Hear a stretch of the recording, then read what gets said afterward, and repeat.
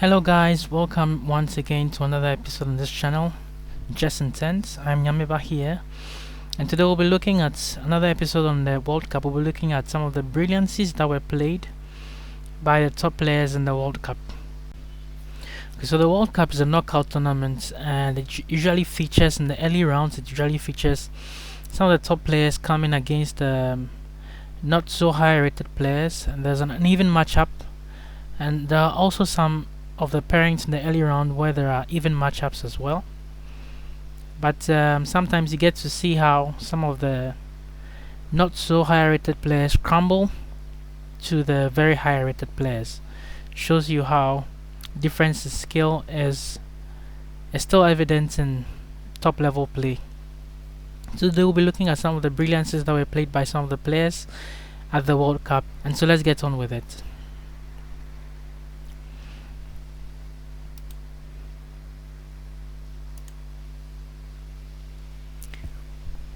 Okay, for our first game, we have here a game that was played between Edis Gurel, the 14-year-old, the youngest player at the World Cup, against the Serbian Velimir Evek.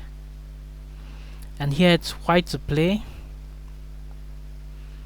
and I'll let you pause and then see what would you play if you were white. What do you think is a brilliancy here to play for white?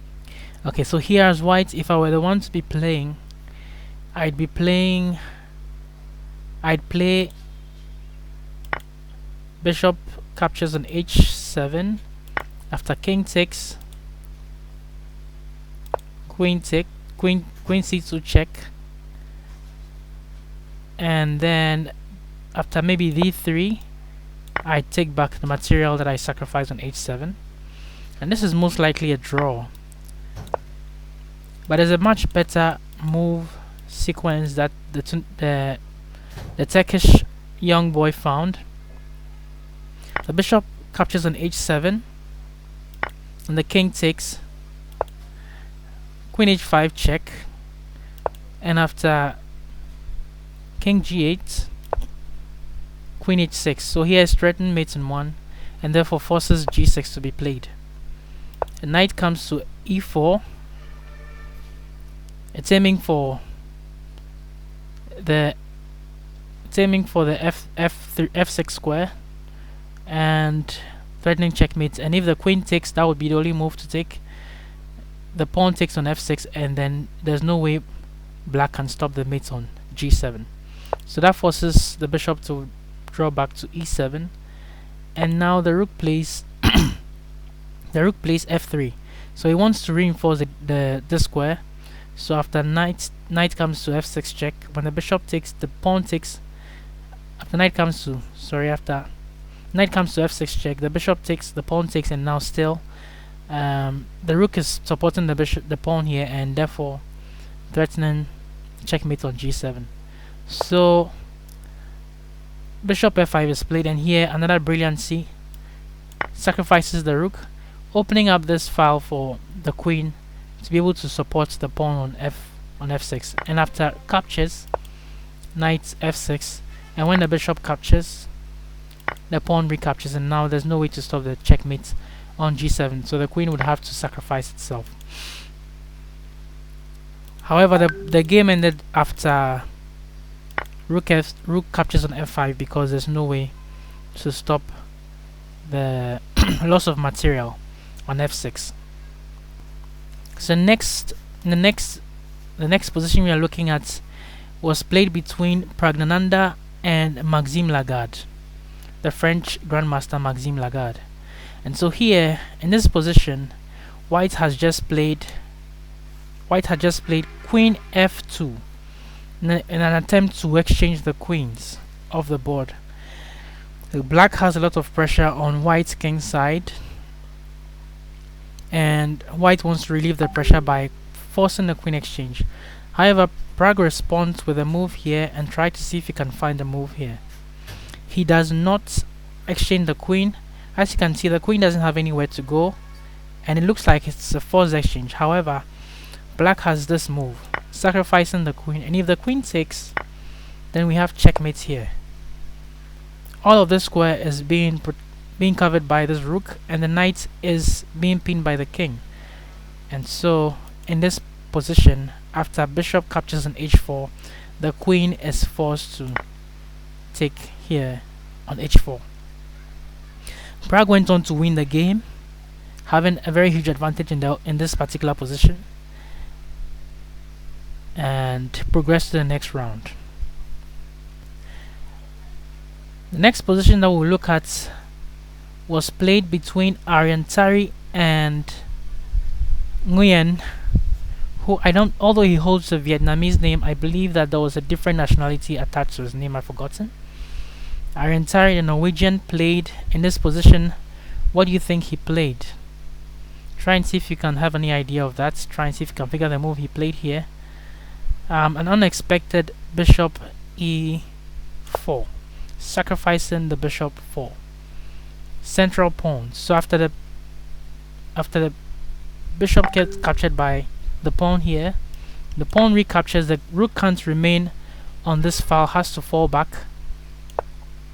After the rook falls back, rook captures on c3, and you can't play f2 because then you lose to a fork on e3.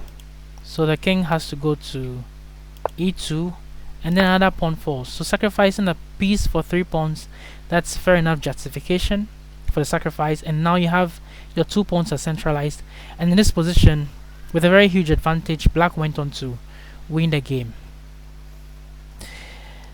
Okay, in this position was played by the number 1 himself, Magnus Carlsen, as white, against Levon Panchalaya in the second round of the World Cup, in the second game. And here white was already winning, but after black played, black's last move was to play rook d7. White was able to give a clinical finish, and in the broadcast I saw rook e8, but when I calculated king takes and queen e4, I saw that black could block with knight to e6, and then when you go check here, the knight covers the square. However, I didn't see that there were 3 white pieces covering that square, and that would lead to a checkmate after queen a8. If the knight comes back, you still have the checkmate. Queen takes check, rook takes check, and rook takes check. And that was exactly how the game went. After rook, we didn't get to see to land. After rook d8, black resigned because there's no way to stop the mate that's coming.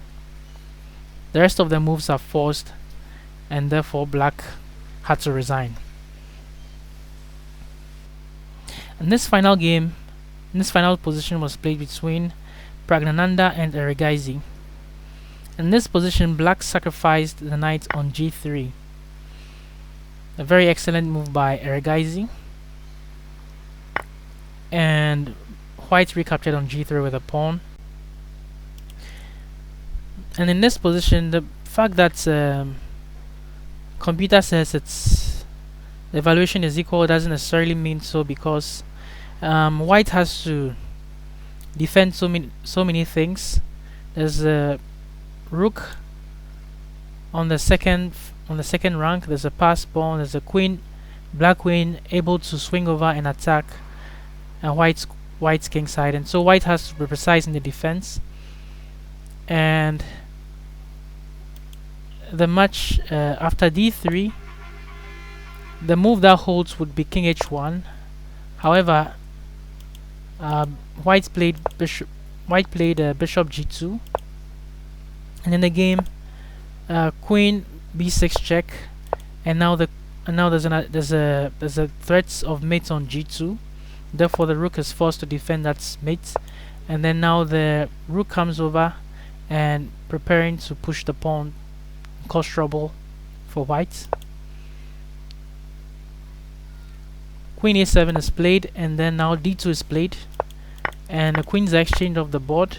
In the game, rook f1 was played, and after king e5, king g1 was played. And so the king marches all over to this side to come and support the pawn. And after bishop f3, king a3 was played. And so the rook sacrifices to take the bishop out, and then with the support of the king and the pawn queens, the rook sacrifices itself for the pawn, and then after the king captures, black would be winning because the endgame results in endgame position, because this pawn is very weak and black's king can get to the pawn before white's king can get to defend it. And so that's exactly how the game went. The bishop g4, he doesn't want to exchange, but he's forced to exchange with h5 and captures on e2, king captures on e2, and then rook f2 was played. King d2, king d3, and the king is marching over to this side to support the pawn to promote. Rook f1, king c2, then rook f2 was played, and king c1, and then now he tries to take some of the pawn, but it wouldn't still help in the resulting endgame position. Here e5 was played, so to stop this pawn in its track, the black king would be able to reach the pawn before the white king can, and then in this position black is completely winning. Therefore white resigned, giving Erigaisi the win over Prague.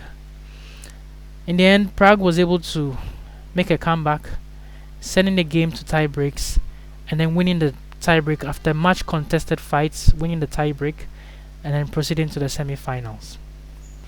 Okay, so we've looked at some of the brilliancies in this game, and I believe that you enjoyed the video.